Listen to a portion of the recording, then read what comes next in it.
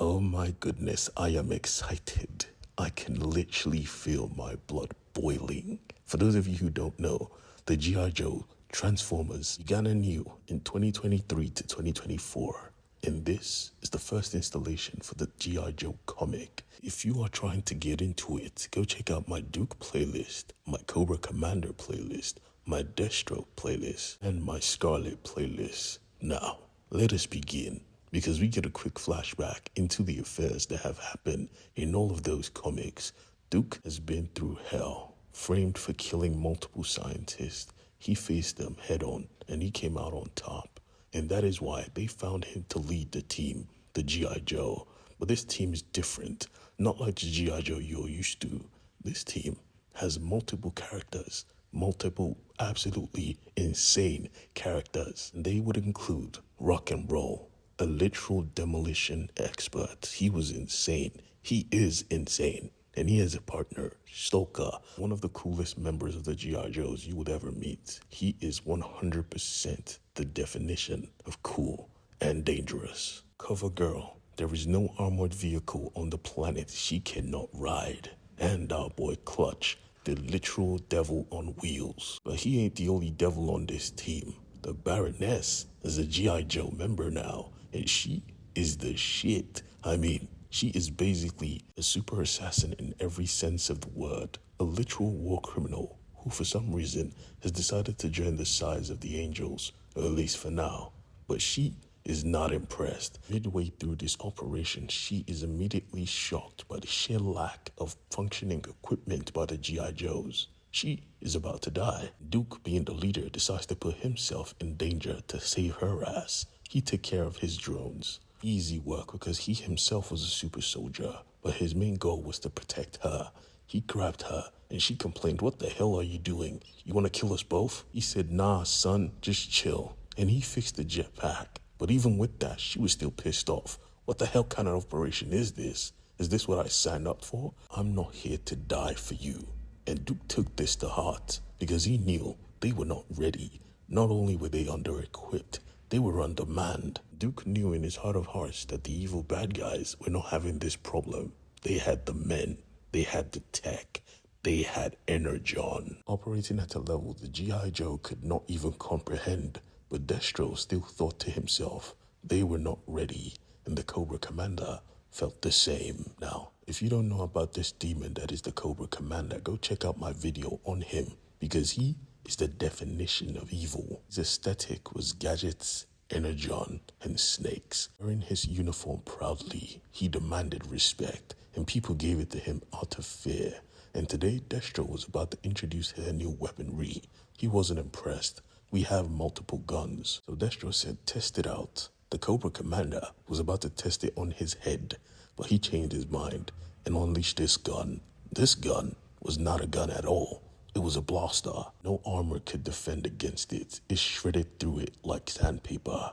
And this made the Cobra Commander smile, because this brought him closer to world domination. And don't get it twisted, his goal was world domination, using Mars Industries as a front. But the G.I. Joe had plans. They had people in the field put in the way to slow down the progression of Mars Industries. Their mission was simple: find people who have worked or will work with Mars Industries in the future and stop them. It was a simple request, and for some reason they were always greeted with guns in their face. But this guy could kick some ass. He wasn't even shy about it. He said, "Bring all your men, every single one of them. I need some exercise." And they came in waves, and he beat them down. Every single one of them. It was clear he was very experienced in hand-to-hand combat, with experience in taekwondo, grappling, boxing, kickboxing, name any form of martial arts, and you can see traces of it when he fights. He was that good. Even his Muay Thai was terrifying. When he was done, he looked at the boss and said simply, "Do not work with Mars Industries." The boss said, "Of course, I will not." He was terrified. But right now, he had other priorities. He had to return back home. The morning came, and Duke was in his feelings. He felt like a failure of a leader, but it wasn't his fault. His team were made out of professionals, all of them experienced at working solo. This was going to be hard. The general made him understand that of course it was going to be hard, but everything will work out. Because at the end of the day, they have Duke, and he could do anything. So get your head out of your ass and get ready for your next mission. Because yes, the G.I. Joe have a mission. The team was already ready to be debriefed, waiting for Duke. It was clear that the vibe was not there. Most people saw others as annoyances. The rest didn't just want to be here, but Duke took control of this room because there were lives to save. And right now, this technology could never fall into the hands of the enemy. And the enemy, at the same time, were planning an operation to invade and get this tech for themselves. While Destro wanted it to be sleek and silent, the Cobra commander wanted a bang. They must feel our presence. And so they shall, because the day of the operation came, and the Baroness was offended. This is a waste of my skill. Babysitting. Stalker was pissed off. Leave then, war criminal. We don't need you here. He looked at him dead in his eye and cursed him out in Russian, and he replied back with even worse insults. Duke didn't have time for this. Focus. But it was already too late. They were already being hacked, and the hacking was quick. The Cobra was here. Duke must have developed a sixth sense because he could tell instantly they were about to get shot at. Get down. The shots came in like rain. They tried to find cover, but what was the point? Forces of Cobras were climbing up the stairs. This was an execution. No one was supposed to survive. But the G.I. Joe, they were ready. Duke, in the heat of battle, gave out orders, and they executed it properly, while he went to handle the bird in the sky.